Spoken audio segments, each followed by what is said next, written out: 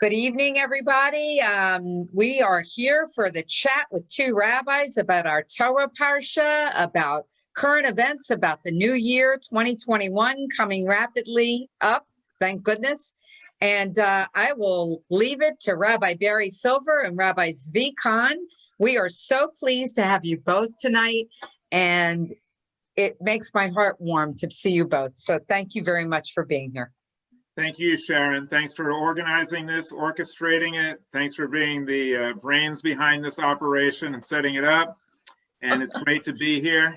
And I always like dialoguing with my friend, Rabbi Kahn. So Rabbi Kahn, maybe I'll leave it to you to start out the discussion about the Seder that's coming up this week. That sounds great. Thank you so much. Great to be back. Sorry I missed last week, but I'm really happy to be back with the group, back with the gang. The Sedra this week is called Va-Yiggash, and it really brings the story of Joseph and his brothers that we've been dealing with for a while now to a close. It wraps up that story. In addition to that, it wraps up the first book of the Torah, because this is the last Torah portion in Sefer Bereshit, in the book of Genesis, and it brings an end to that, and then oh wait, I might be one off. I think maybe next week we finish with Va-Yiggash. So could be one off there. Sorry, lost count. Okay. But in this case, I think there's a really wonderful point to focus on right in the beginning of the Torah portion of Va-Yiggash, in which Joseph reveals himself to his brothers. He has kept his identity hidden all of this time through all of the different interactions he has had with his brothers. He has kept his identity hidden, and they have not recognized him. But all of a sudden, the Torah says that he breaks down, and he says to all of his servants and his entourage, he says, "Leave, everyone, leave." So he was alone with his brothers, and he says to them, "Ani Yosef, I am Joseph." And he immediately also asks, "Is my father still alive?" Which is actually an unusual thing for him to ask, because the brothers had already said to him when they first came back and were reintroduced to him, presented to him, they said that their father, who of course is his father, is alive and well. So he knew that piece of information, but let's leave that out for a moment. But it's interesting that was the first thing that kind of burst forth from his lips after he identified himself. And he says to them, I think, something that's really central to the whole story. He says to his brothers, "I don't want you to feel badly. I don't want you to feel fear. I don't want you to feel anything negative at all about the fact that you sold me, the way you treated me, that you hated me, all of those things that, of course, it would only be human for them to feel regret and to feel badly about." He says, "Don't feel any of that, because all of this, everything that's happened, your decision to sell me, my coming down to Egypt, my being thrown into a pit as a slave, all of that was part of God's plan, so that ultimately I could be presented to the Pharaoh and interpret his dreams, and then be appointed to this high position, because now I am in a position to be able to save the entire family." And he says, "Go back, bring down my father Jacob, bring down everyone from the family, everyone come down, and I'll be able to take care of them." And the reason I think that that's so central to the story is because it brings full circle. Joseph, as a young man, as we've talked about previously, had these dreams of reaching a great pinnacle of power. And the way he presented those dreams in the beginning, and Rabbi Silver actually gave a beautiful interpretation of that, I think that was 2 weeks ago, but the way he presented the dreams then was and a kind of, it's all about me. There was a certain arrogance, there was a certain braggadocio about it, but now it's the exact opposite. He's matured and he's grown, and he's reached the point where he says, the reason this all happened is not about me. It's not because I'm great. It's not because I have such wonderful qualities. It was part of God's plan to put me in this position so that I could now save the family, and also, do what's right for the country of Egypt and for the regime in order to save the people so they won't starve during the years of famine. And so that idea of having early childhood dreams that really focused on his own kinds of aspirations for greatness and personal prestige and fame have now become, let's see all of this in the bigger picture with a humble approach, with a modest approach. I'm in a position to serve the people, not in a position to receive accolades. I'm here to serve. And I think that's really beautiful. Yeah, well, I agree with Rabbi Kahn completely on his interpretation of this. It is one of the greatest passages in the Torah.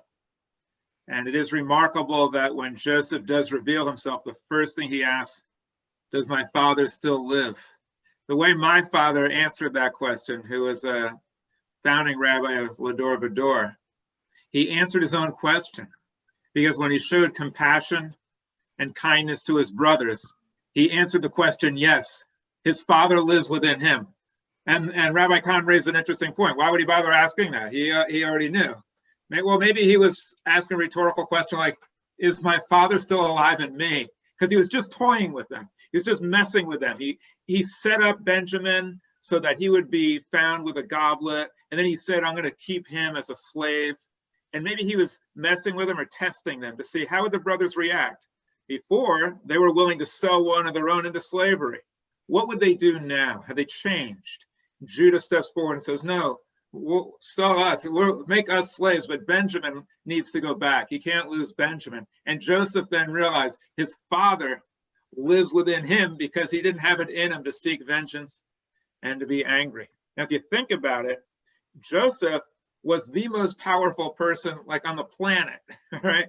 Egypt was the dominant empire. Pharaoh was the dominant leader. And he said to Joseph, everything's under your control. It's all you. Nobody lifts a finger or lifts a foot without you. Only the crown is above you. So Joseph was like the most important guy in the world.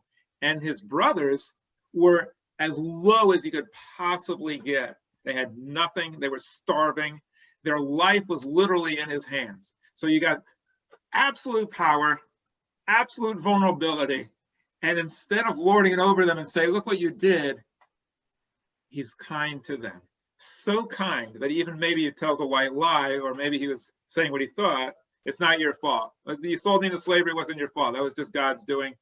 Don't worry about it. I think this is an abject lesson for all of us in the proper use of power. That most people, when they get power, they can't wait to tell people what to do and to seek vengeance. And what Joseph is telling us that is for Jewish people, power is not acquired in order to make themselves great. Power is acquired in order to help other people. And what an incredible lesson.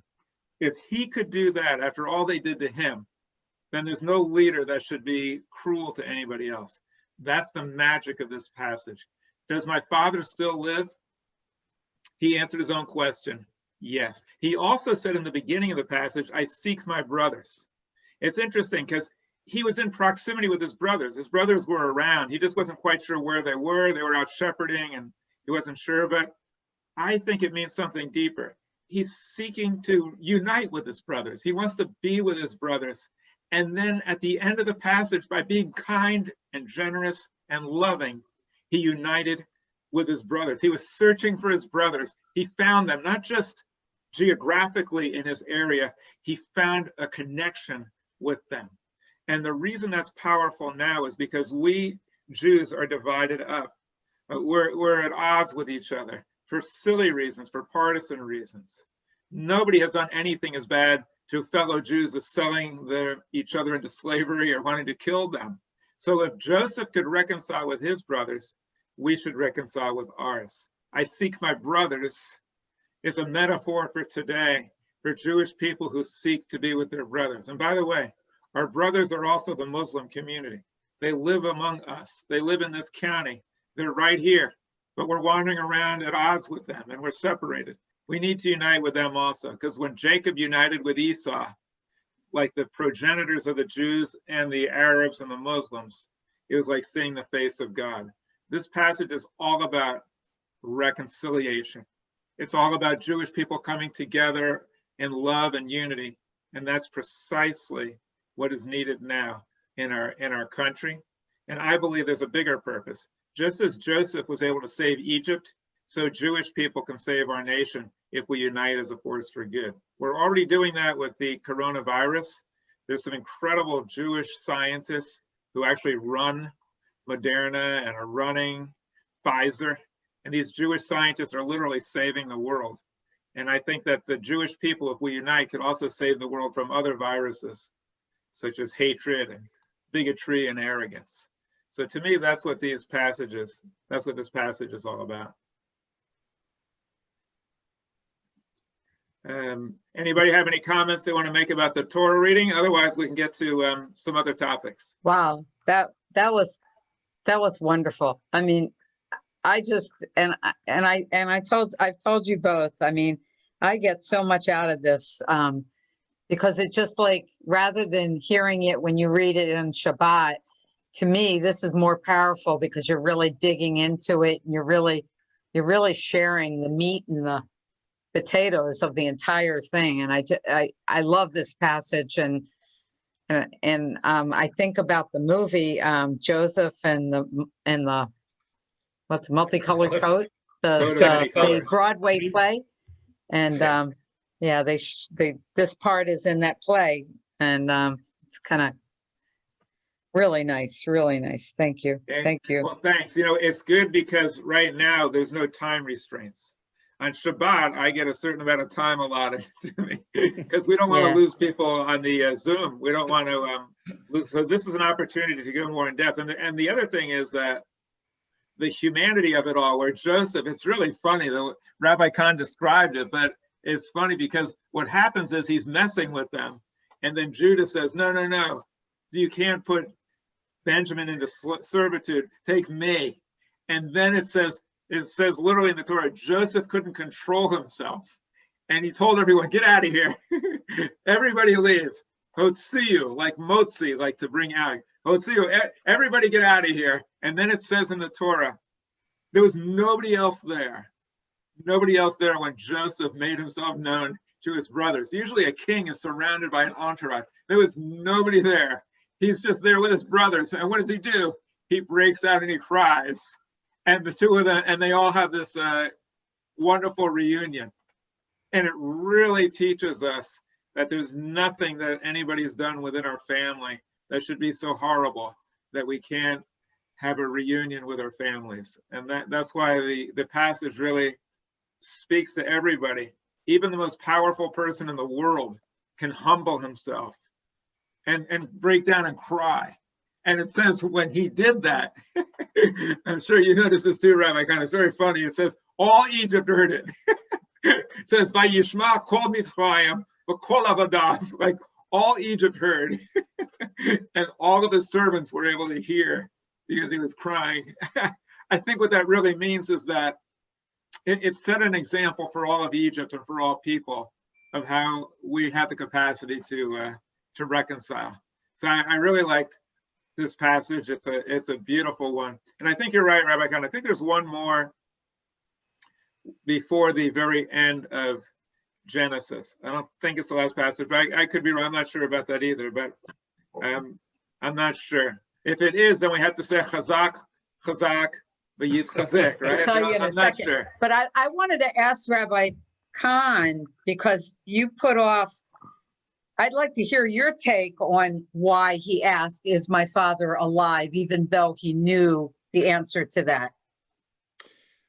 There are two thoughts that are, the commentators discuss that it kind of jumps out as a question. Certain questions in the text jump out and grab you. That's one of those questions. Wait, why? Why is that the first thing he's saying? Why is he asking that question? He knows the answer. So there are two approaches that have always kind of resonated with me.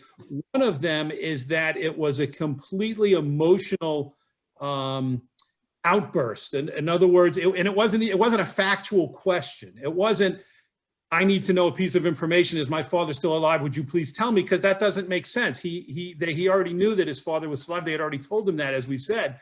But it was more, is my father still alive? Wow, that's so amazing. That's so fantastic. Don't forget this, the time of separation from his father was 22 years. This was a son who had been stripped away, ripped away from his family 22 years previously.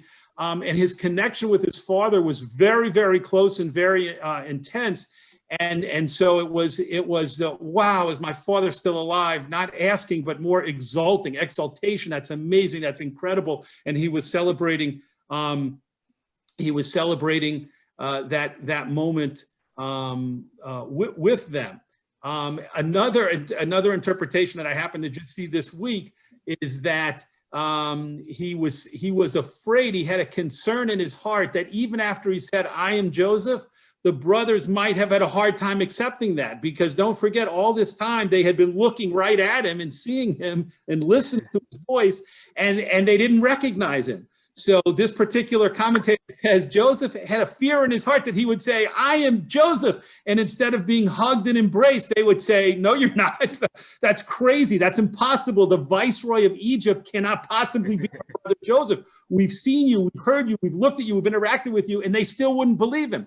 So when he says, "Is my father still alive?" it's a way of saying, if you guys don't believe me, I'm positive my father will recognize me. I know, is he still alive, that you can go and bring him, because he will verify that I'm his son. No matter how my appearance has changed, no matter how my position has changed, it's an expression of his connection and his intimate connection with his father, to say, I don't care if you guys don't believe me, that's okay, because I know my father will recognize me and accept me and verify my identity, which again is not something that fits easily exactly into the narration of the story on a simple level, but I do think there's a psychological component to that that's very interesting. So I think that question, it can bring lots of different directions and lots of different interpretations. Let me just share a perspective on that. From my perspective, Rabbi Kahn and I approached the Torah from two totally different perspectives. Rabbi Kahn, when he reads it, he takes the stories at face value, that this is actually what happened. With me, I look at it like I'm watching a Star Trek episode. It's like, wow, that's really cool, and I learn a lot from it, and it's fun, but it didn't really happen this way. So, and one of the reasons why I express it is because when you ask that question, if this really happened, and this is a true story, when Joseph was sold into slavery in Egypt, he would not have known Egyptian. And because I speak different languages, I know what it takes to learn a language. He would not have known Egyptian. So he would have been tossed into the dungeon, not knowing a word of what they were saying. He'd have no clue what they were talking about. He couldn't have interpreted anybody's dreams, because they would have told him, he would have gone, huh? He wouldn't know. Similarly, when he made himself known to his brothers, there wouldn't have been any question about whether he was really Joseph. All he had to do was speak Hebrew. Once he spoke Hebrew to his brothers, that kind of ends all the discussion, okay? Because obviously the viceroy of Egypt wouldn't go around speaking Hebrew. He wouldn't know the language, and he certainly wouldn't have known the same dialect and the same tone of voice as Joseph. So it's not conceivable that anybody would wonder, gee, is this really our brother? They would know.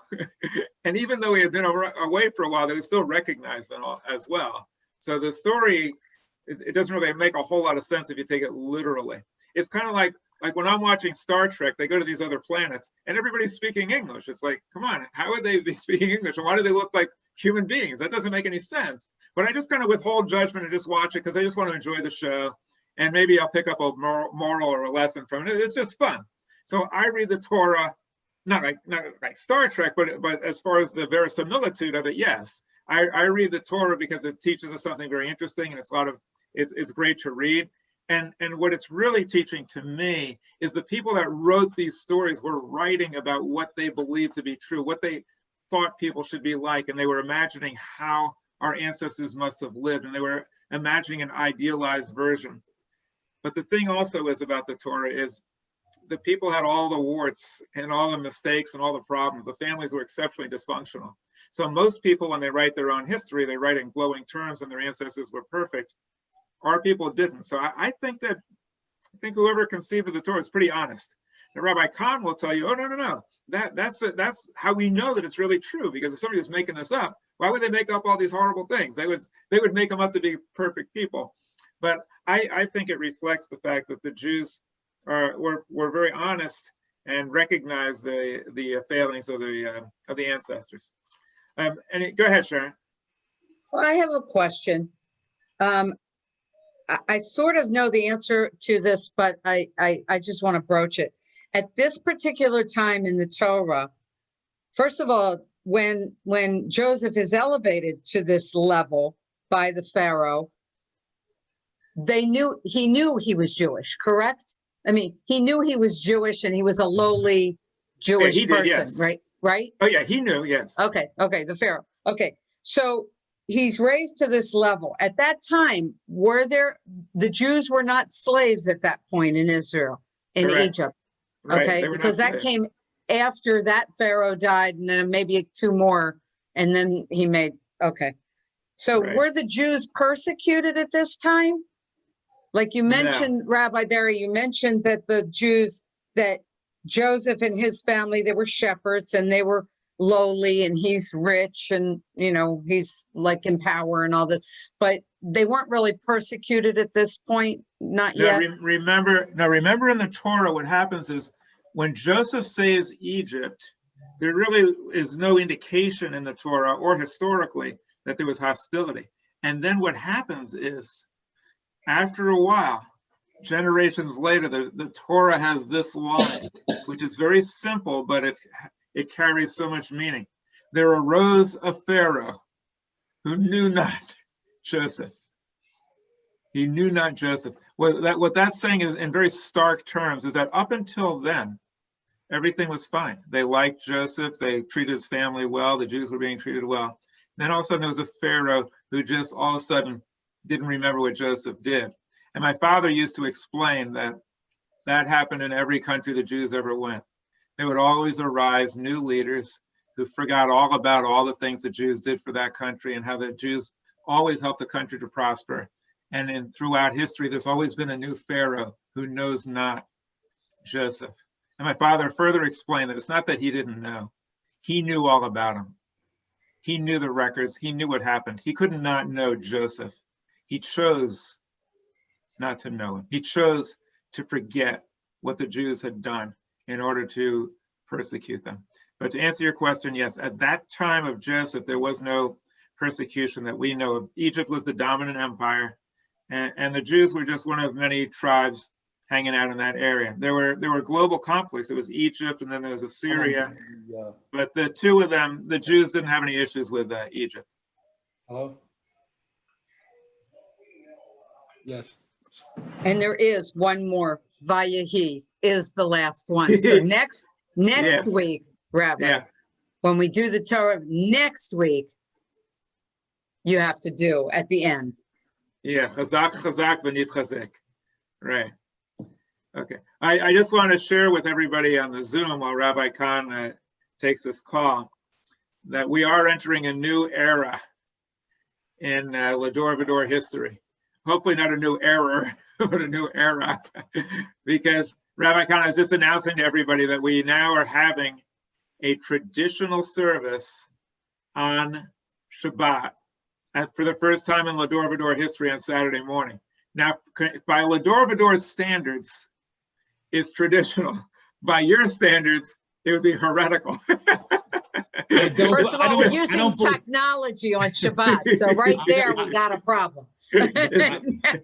I'm happy to hear it, and I celebrate that step. I hope it's very meaningful for the congregation. That's beautiful. That's wonderful. We're moving in your direction, Rabbi Khan. Now, when we're back in a building, and maybe you'll be able to be with us, I'd love to have you come and officiate, like I offered, on a Saturday morning, and I'd love to hear you officiate at one of our Shabbat You have to walk too far.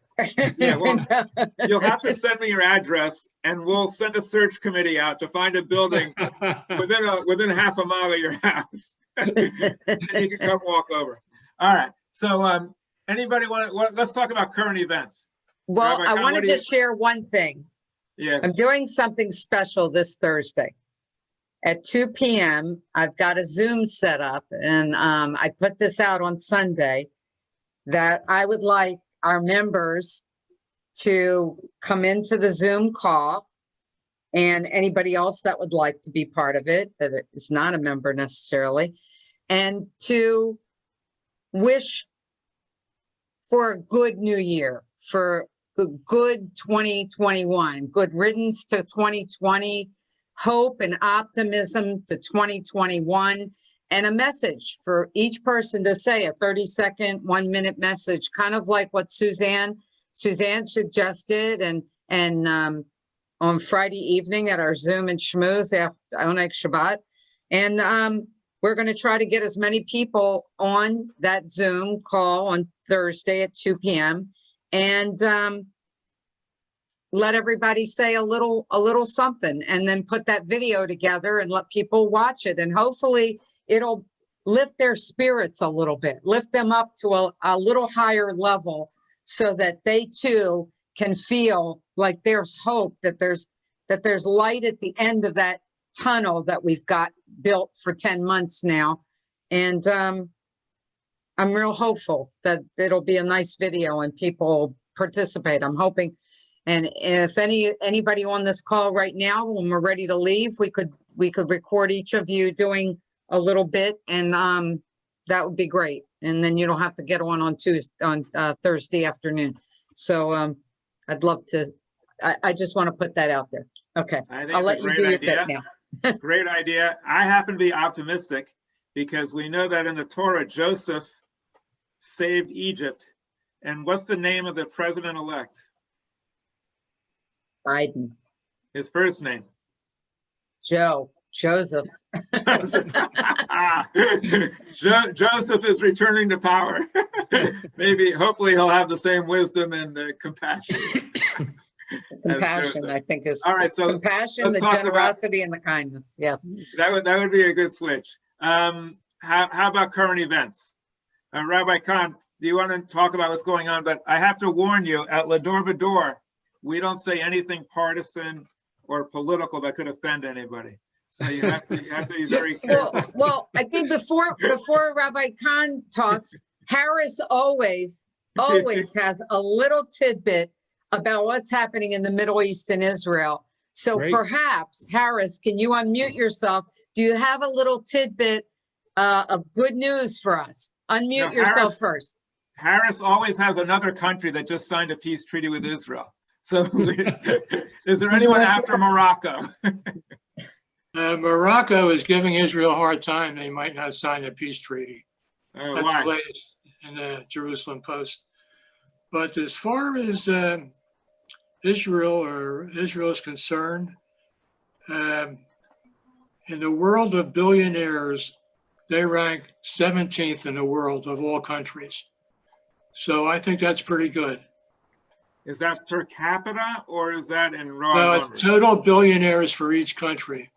That's They have 17, and I made a mistake. They rank 18th or 18 billionaires or 17th in the world. It's got to be 18. It's got to be high. It has to be 17. Harris, you had to have read it wrong. It has to be 18 billionaires. Well, one more thing. The biggest thing for Jews in sports is chess. 50% of the world's chess champions are Jewish. And unfortunately, they had one that was anti-Semitic called Bobby Fischer, and we're lucky he passed away at around 65 or 66. So that's the Jewish sport, chess. And it's loaded with a lot of Russians also, mostly Russians. And what else do I have to say? He's looking through the Israeli Jew. Oh, yeah. And I think, did I mention? I can't remember anything. I'm going to be 86 and I can't remember. Gorlish. Harris, you're doing great. There's a good movie on Netflix, Queen's Gambit, about chess. If you like chess, you should watch it. It's a really, really good movie. What's it called? Queen's Gambit. It's not only a chess movie, it's a really beautiful movie. Even if you don't know how to play chess, it's fascinating. I would recommend it highly. But yeah, the Jewish people are really good at chess. And the word checkmate is actually related to Hebrew. I'm sure, Rabbi Kahn, you noticed that the connection. Chess or check is sheikh. A sheikh or check is the head or the leader in the Middle East. And mate is a Hebrew word meaning dead. Checkmate means the king is dead. So it's actually I don't think it comes from the Hebrew, it probably comes from related languages, but it's but Jewish people really love to play chess. I love the game of chess. It's really great. It's a great way to teach people how to think. All right, one more thing. Go ahead. In the world population, Judaism is almost non-existent in the total world population. But 19% of the billionaires are Jewish in the world. There you go, 19%. That's why there's so much anti-Semitism. See, it's even more than 18%. I just want to share something else with you also. We had someone who lit the candles for us on a Yom HaShoah. Her name was Ava Mulrad. And Ava Mulrad just recently passed away. And I did the service for her today.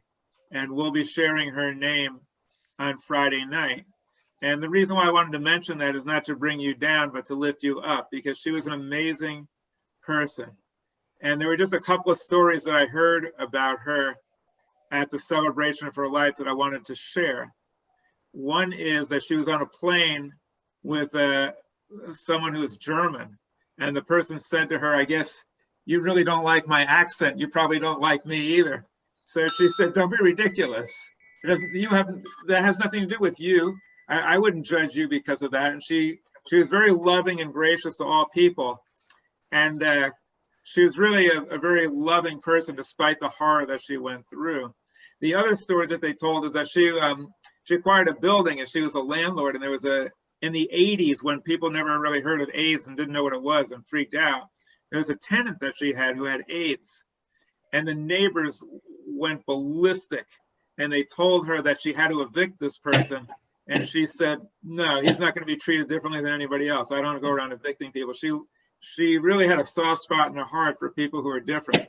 And she not only refused to evict him, but also he had a partner. And she told him that he could live there too. And then at the funeral of the person that eventually passed away from AIDS, was her tenant, they said to her, we want you to deliver the eulogy, because there's virtually nobody else that treated him like a human being. And you did, because she knew what it was like to be treated as subhuman. And it didn't make her bitter, it made her better. And she had a soft spot for her. And that teaches us that if things go bad, we can interpret it two ways. We can get really mad and angry, or we can learn from that and love other people. And in the Torah, it does say to the Jewish people, love the stranger, because you were strangers in Egypt. Not get back at those guys, not seek revenge on them, kill them. It's let it make you more loving and not treat other people that way. And that's really what Ava was like, a tremendous role model. And fortunately, the service was preserved. Her kids, her grandkids gave beautiful testimony about what type of person she was. And that'll be available forever.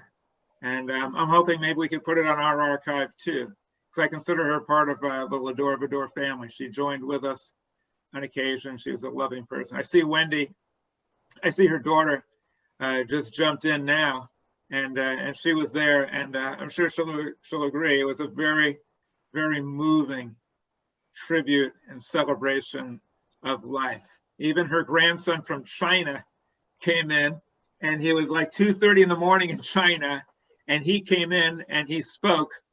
And if you'll pardon my pun, I said afterwards, I thank you for being able to orient yourself to our time frame and to our technology. And he gave a very beautiful, beautiful eulogy. It was quite impressive. It was a person that I would have loved to have known much better, Wendy. I thank you for being on this tonight, and what an incredible person. Do you want to share anything, Wendy, about your mom?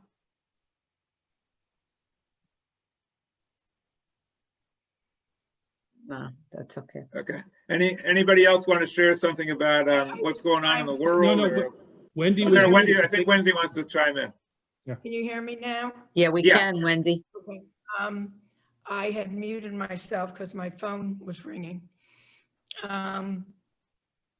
I think my kids really said it all, because even though I went with a a friend of mine, the only person that I allow anywhere near me, because since I broke my shoulder, I thought, I don't even know how I'm going to walk on that uneven ground. And if I fall apart, I can't be hugging or getting near any of those other people. But she had said to me that she'd never been to a funeral where she heard grandchildren speak so lovingly and wonderfully about their grandmother. She'd heard wonderful things about my mother from me, but she only moved here 6-8 months ago, and she's never met Mommy. And Mommy, of course, now wasn't what she was years ago because of her health. And the kids really did a good job with a lot of past stories, and there were other. They said some things about it. I know some of you. I know Gloria was there and Sharon was there, and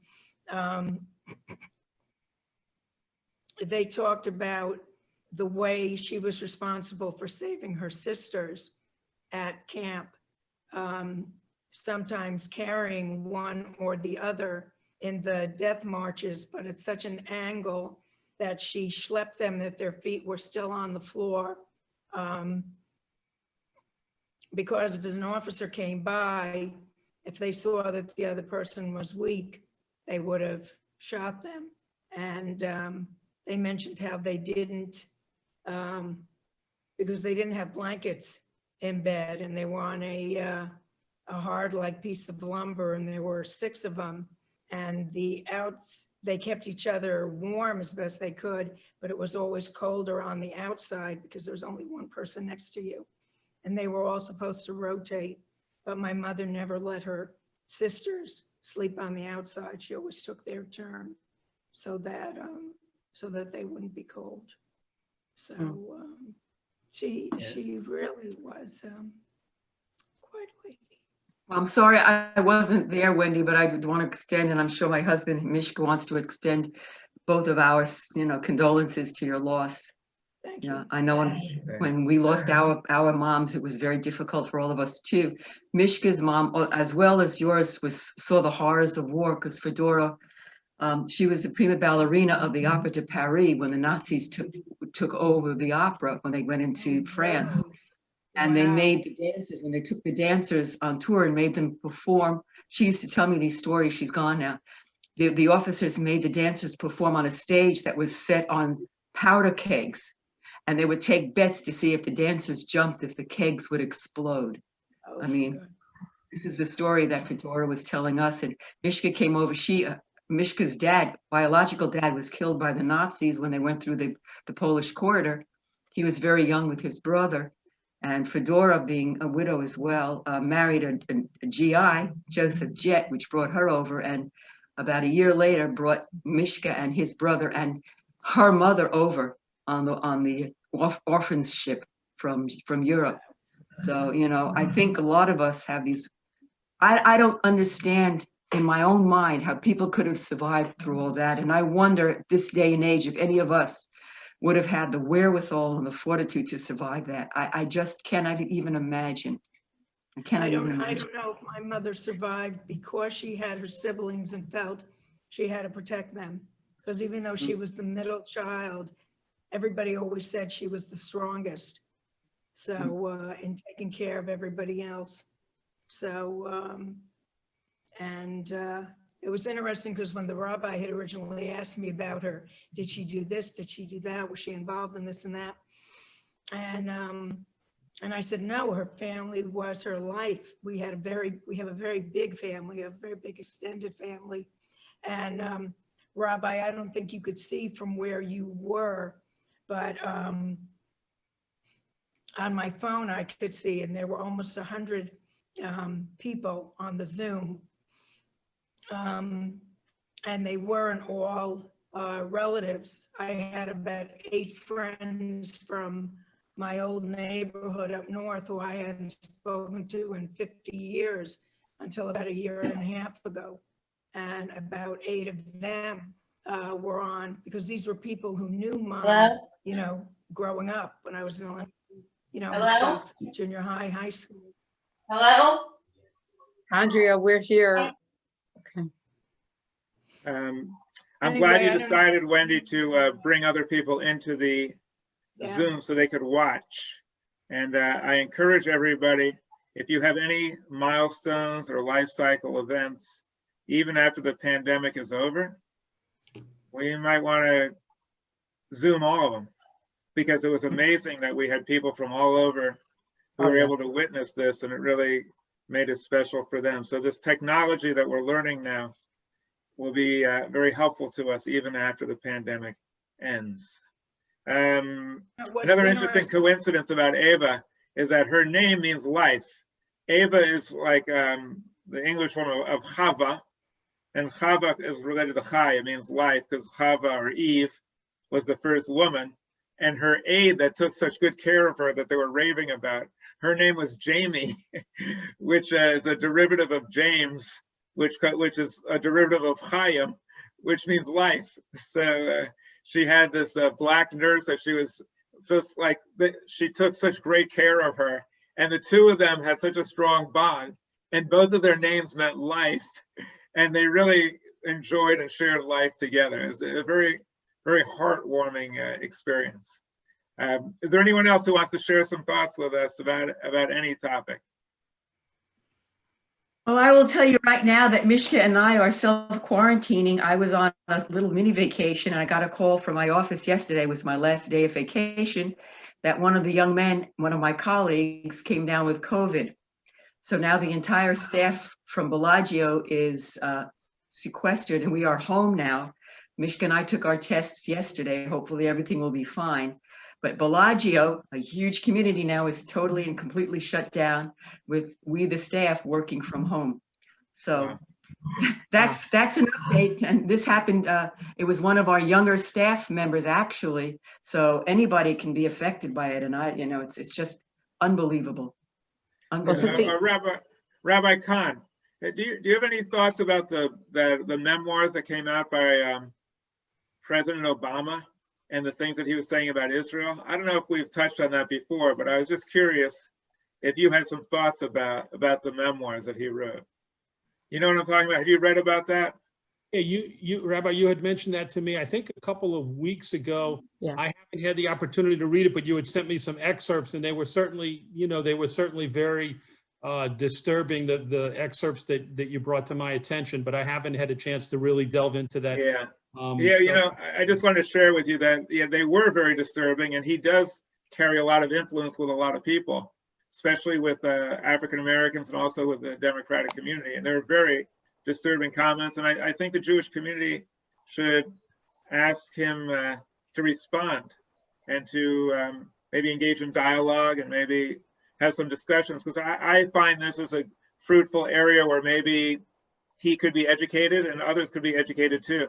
Because what he's saying about Israel is really disturbing, acting like Israel was the militant and Israel was the instigator and Israel was the aggressor. Right. These things are very troubling, and I think we need to speak about it. And also, there's still those elements in the Democratic Party. And fortunately, they're not at the upper echelon of the party, but there's still a fair amount of influence in the Democratic Party of people who are not favorable towards Israel, and more importantly, aren't speaking the truth about Israel. And so I think with this new administration, we as a Jewish community need to do a good job of holding their feet to the fire. A lot of people on the Democratic side were very ready to tell Trump where he went wrong and to speak out against what he was doing wrong, which I think is good. But we also need to make sure that with a new administration, we do not hesitate to indicate where we think they're going wrong, especially when it comes to Israel, because that's a concern of mine. And I imagine it is with others as well. And I think we've had a great discussion. So unless anybody else has something to share, there is one other thing I just wanted to share with you. And this is I don't know if this has happened before. There was one year when it was Christmas time, and we gave Va-Dor to a church because they didn't have a building. And they came in and they used our building to do a Christmas service. This year, Shabbat comes on Christmas Day. And I saw this thing on TV about a mother and daughter team who are working for a charity where they help Black teenage girls who often are not given the same advantages as others, a step up. And they help them as mentors and also to provide what they need for school, to help them to graduate high school, and then to encourage them to go to college. And if they get to college, they kind of help with some of the expenses that they have. I saw this on TV and I thought, this is a great thing that they're doing. So I've asked them to appear on our Shabbat celebration. And they're going to appear, that news clip you'll see, it's very heartwarming. They're going to appear on Christmas talking about Jews and Christians joining together in a spirit of love. And what we're going to do is we're going to take all the donations that we received that Friday night and give 25% of it to them. And I'm hoping that might encourage people to donate to Va-Dor and also to them. But the name of the group is Ladies of Futurity. Never heard the word before, Futurity, Futurity. And I thought, we're building the Judaism of the future. So they're the perfect group to have on, Ladies of Futurity, and to work with them. We do want to support Jewish causes, but like Hillel said, we don't want to only support Jewish causes. So I encourage you to join with us. And if you know any Christians or intermarried couples, please ask them to join with us. It's going to be a beautiful celebration this Shabbat.